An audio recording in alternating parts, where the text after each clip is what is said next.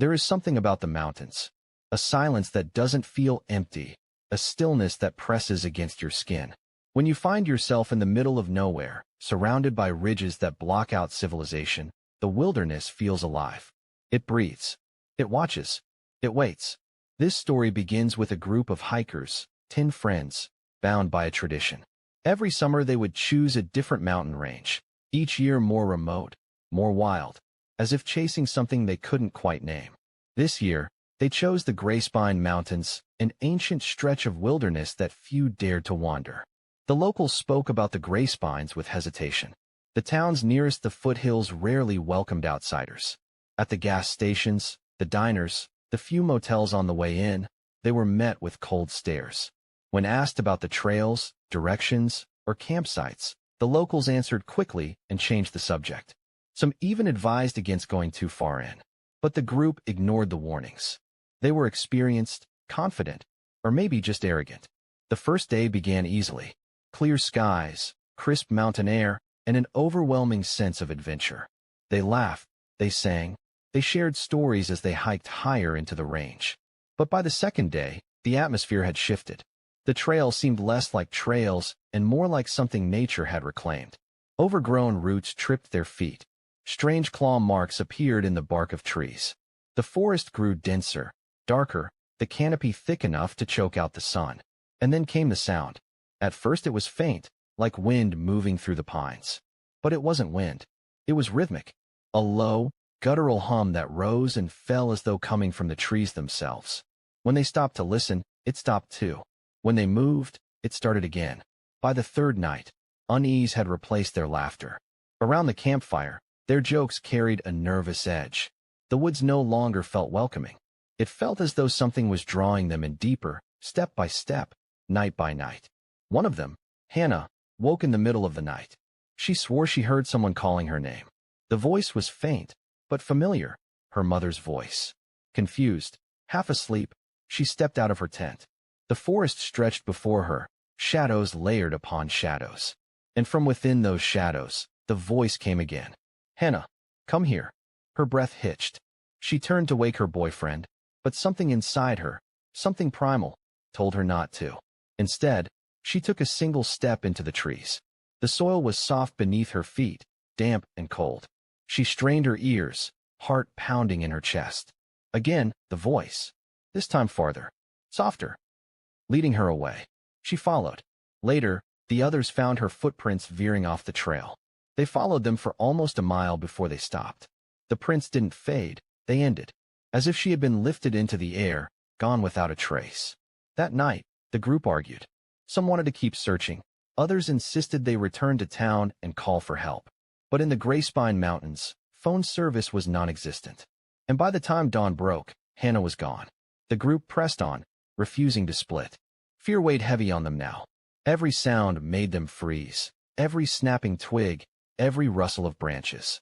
And then, on the fourth day, they saw it. High on a ridge, silhouetted against the fading light, stood a figure. At first it looked human, a tall shape, watching them. But when one of the hikers called out, the figure moved. Its body was wrong, elongated, twisting, as though its joints bent in ways they shouldn't. It disappeared into the treeline without a sound. Panic set in. They quickened their pace, desperate to get off the mountain. But as night fell again, the humming returned. Louder this time. All around them, from every direction. They realized then, they weren't lost. They had been led. And something out there wanted them deeper. The morning after Hannah's disappearance was quiet, too quiet. The Grayspine Mountains were alive with wildlife. Yet that morning, not a single bird sang. No rustling squirrels. No buzzing insects. Only the crunch of boots on soil and the shallow breathing of 9 terrified hikers. They retraced their path, hoping to find the road out. But every familiar marker they expected had vanished. Fallen logs they remembered stepping over were no longer there. Rock formations had shifted as if the land itself had rearranged. What had once been a marked trail now wound into unfamiliar directions. It was as though the forest itself had rewritten the path. By noon, tempers flared. Food supplies were dwindling. Exhaustion set in, and the weight of Hannah's absence hung over them like a curse. That's when Thomas noticed something carved into the bark of a tree. The group gathered around it. At first, it looked like random scratches. But on closer inspection, they realized it was a word. A single word, etched deep into the wood. Stay. The bark around it was raw, splintered. Fresh. A few yards farther, another tree bore a message, "No return." And then another. Silence. The group exchanged uneasy glances. These weren't warnings left by hikers. The letters were jagged, uneven, as though carved by something with claws. The air grew heavier. Breathing became harder. The forest closed in. That night, they built a fire, larger than usual, desperate for light, for warmth, for some sense of control.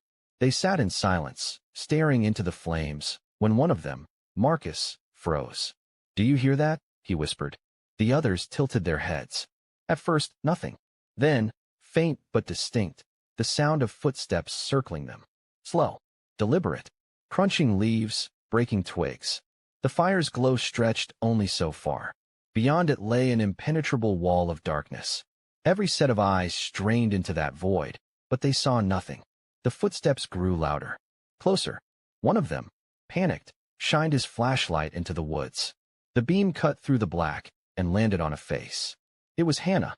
She stood just beyond the tree line, pale, her clothes torn, her eyes wide and glassy. Her lips moved silently, forming words they couldn't hear. They shouted her name, scrambling to their feet. But before any of them could run to her, the flashlight flickered, just for a moment. When it steadied, she was gone. Only the trees remained.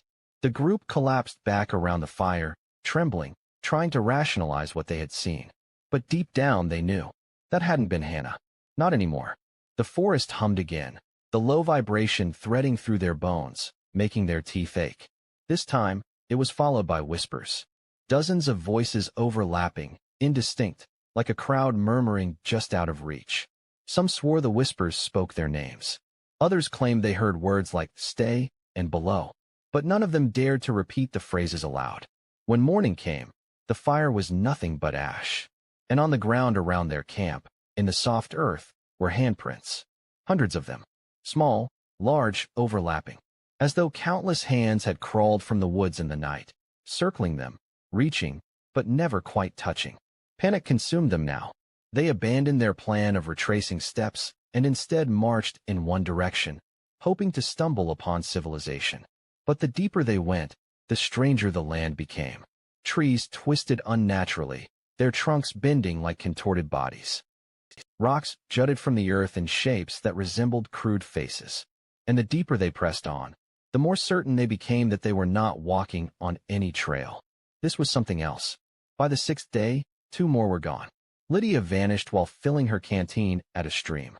The others swore they were no more than 10 feet away.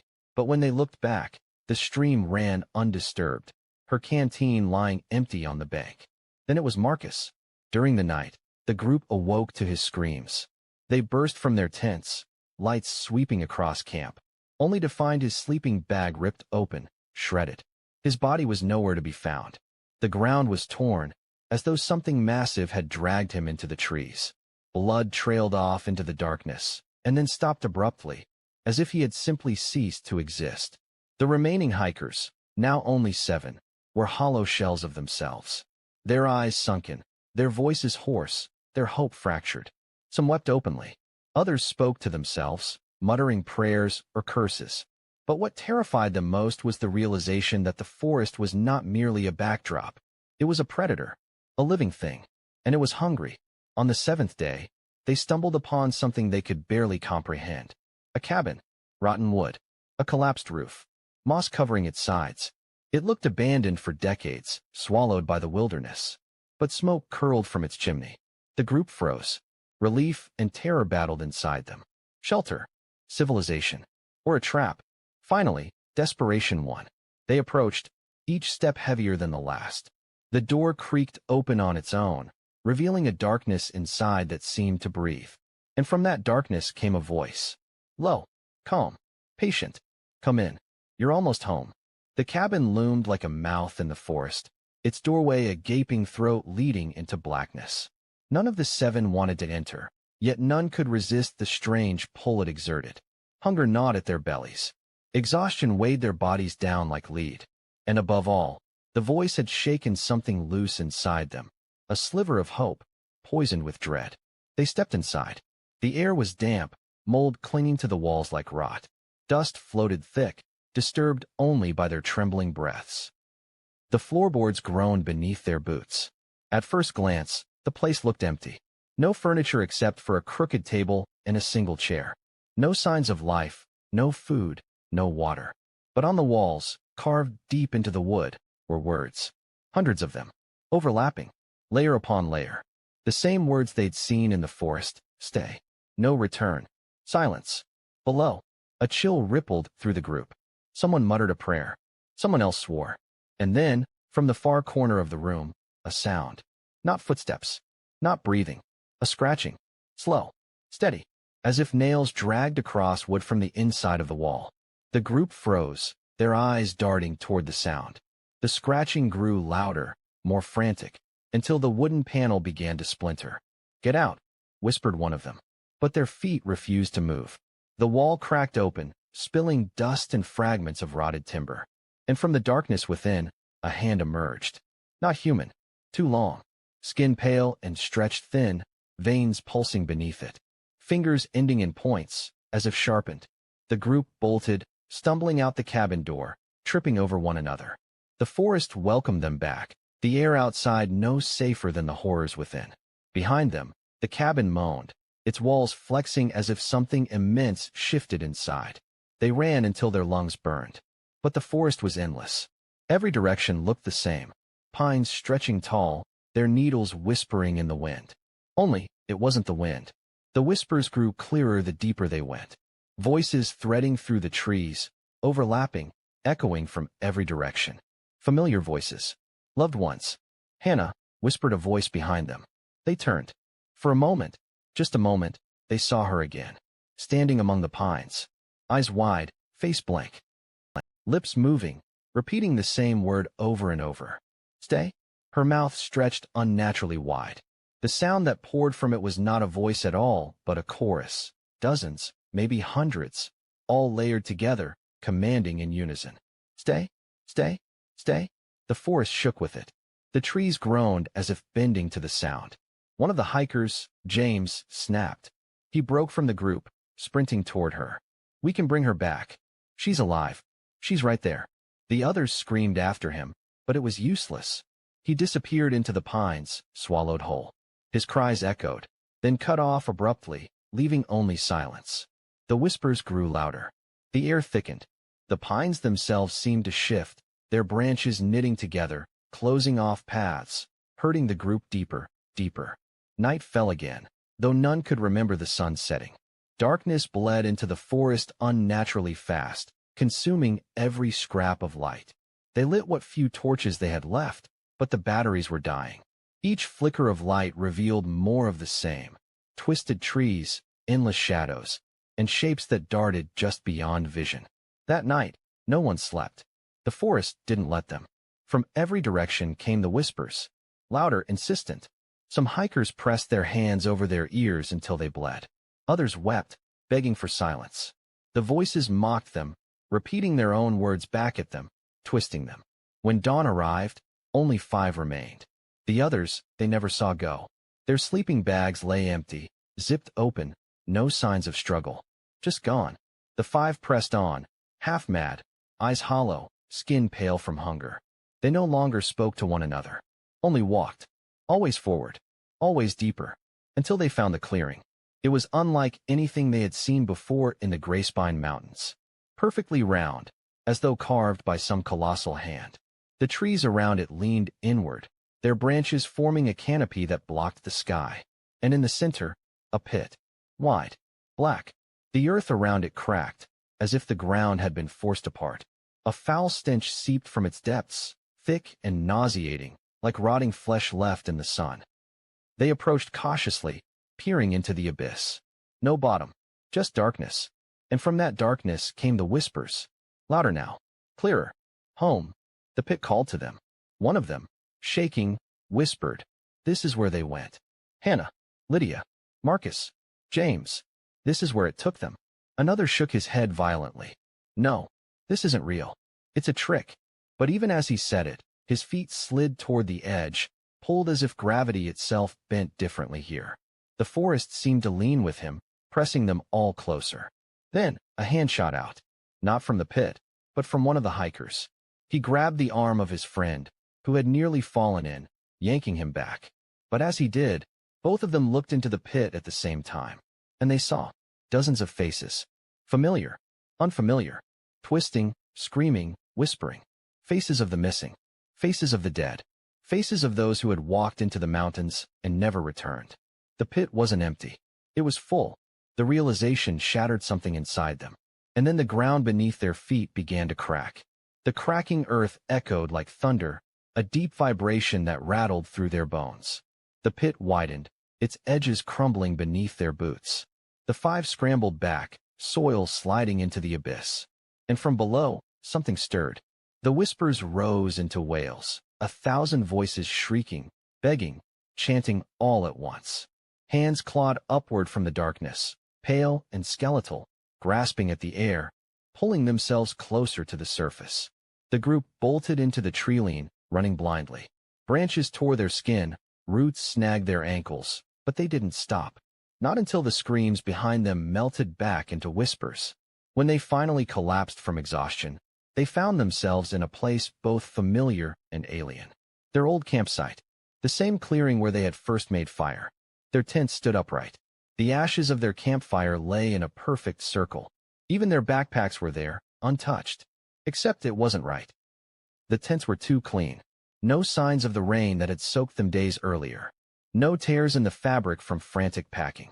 The backpacks looked new, their straps unfrayed, their zippers unbroken. It was like stepping into a memory of the past. One of them, Sarah, whispered, "This isn't real. This can't be real." The others said nothing. They sat around the fire pit, not daring to look into the woods. The silence was suffocating. Then, faintly, from the trees, came laughter. Not cruel, not monstrous, familiar. Their own laughter. The sound of their first night on the mountain, echoing as if the forest were replaying it back to them. Their stomachs clenched. Their throats closed. One by one, they realized what was missing from the campsite. No footprints. Not theirs. Not anyone's. The ground around the clearing was smooth, untouched, as if no one had ever been there at all. The illusion broke when the fire pit flared to life on its own. Flames roared upward without fuel, heat blasting their faces. And from the fire, voices spilled out, whispers, screams, and laughter all blended into one terrible sound. The fire bent inward, collapsing into a shape. A figure, tall, crooked, limbs too long, bending at impossible angles. Its head tilted unnaturally far to one side. A shadow without a source, its body flickering like smoke, but solid where it touched the earth. It stepped from the fire, embers clinging to its form. The group scattered, but the thing did not chase. It only stood where the fire had been, watching, its head twitching side to side. Then it spoke, not in one voice, in all voices. Every missing hiker, every lost soul. A chorus that rattled the air. Stay. The forest echoed the word back 1,000-fold. Stay, stay, stay. The five ran until their legs gave out. By the time they stopped, night had fallen again. They had no torches left, only the pale glow of the moon filtering through the canopy. They huddled together, whispering prayers, begging for dawn. But dawn never came. The sky never lightened. The stars never shifted. It was as if time itself had frozen. Hours, or what felt like hours, passed in darkness. Their bodies weakened. Their minds frayed. Some began to laugh. Others wept. And then, one by one, they began to vanish. Not with screams. Not with violence. Simply gone. Sarah blinked, and the man beside her was no longer there. His outline still pressed into the earth where he had sat, but his body was missing. Another turned to speak, only to find herself alone, the others dissolving like smoke. Until only two remained. They clung to each other, sobbing, begging to wake from the nightmare. But the forest only whispered back. When at last one lifted his head, he realized they were no longer in the woods. The pines were gone. The clearing was gone. They were back at the cabin. The same crooked structure. The same carved words. Only now, the door stood wide open, blackness yawning inside. And in that blackness, dozens of faces peered out. their missing friends among them. Their mouths moved in unison. Come home. The remaining two stumbled backward, but the ground beneath them had changed. No earth, no leaves, no roots, only ash. The entire forest was gone, burned down to blackened soil and skeletal stumps. Smoke choked the air. The gray-spine mountains no longer whispered. They roared, alive with the sound of unseen flames, though nothing burned. And standing amid the ashes was the figure. Closer now. Waiting. The figure stood motionless in the ash, its body a shifting silhouette of smoke and ember. Its head cocked at an angle, as though listening. No face, no eyes, yet its presence bore into the final two hikers with unbearable weight. Neither dared to breathe. The world around them was stripped bare. No pines, no trails, no mountains. Only endless fields of gray ash beneath a starless sky. The cabin behind them remained the only structure, rotting yet immovable, its doors still open, the faces within still mouthing the same invitation. Come home. The figure twitched, jerking one limb forward. Then another.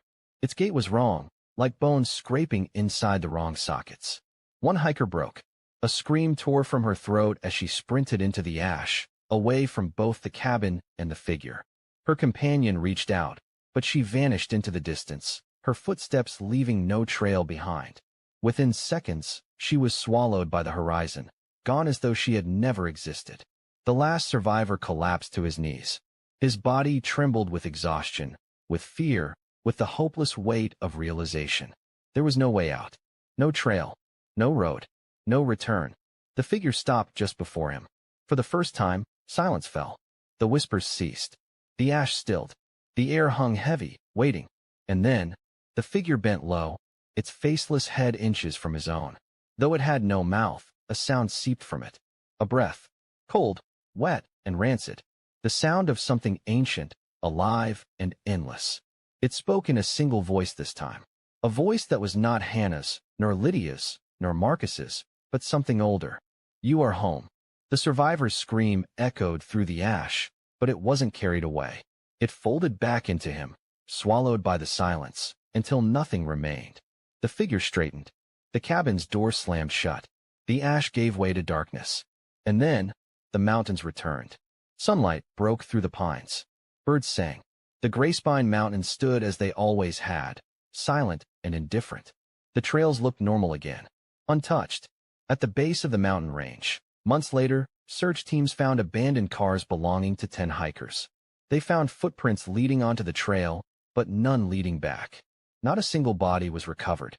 Locals shook their heads knowingly, whispering about the gray spines. They warned future travelers not to wander too far, not to listen too closely when the forest grew quiet. Because in the mountains, silence is never empty. It waits, and it remembers.